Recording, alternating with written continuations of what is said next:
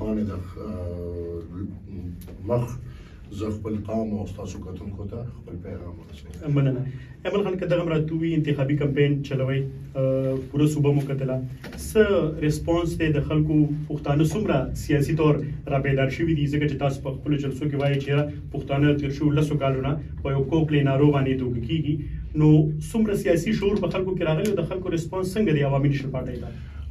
ډېره مهرباني ورور. زه خو چې ریسپانس ته کوم ګورم نو الحمدلله چې تاسو څنګه ووایئ او د دې انتخابات نه مخکې موږ د دې ټولې صوبې دوره وکړه او په ټوله صوبه کې موږ 15 کم سل صوبایي امیدوارانو درولي دي. تقریبا زیاترو حلقو ته لاړو، زیاترو حلقو کې موږ حاضرۍ وکړې او یو ډېر ښکلی ماحول. زه دا ګڼم چې دا تېر 10 کاله د خپسې په شکل کې پښتون قوم د پاسه دا یو حکومتونه تیر شو، حکومتونه به زه ووایم او هغه هم صوبایي او هم وفاقي دواړه.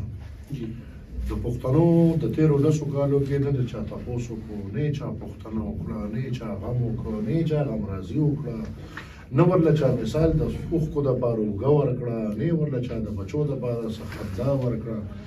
تېر 10 کاله دور که موږ وګورو نو دې کې هم د پښتنو ګناه کمه ده او د ریاست ګناه ډېره ده.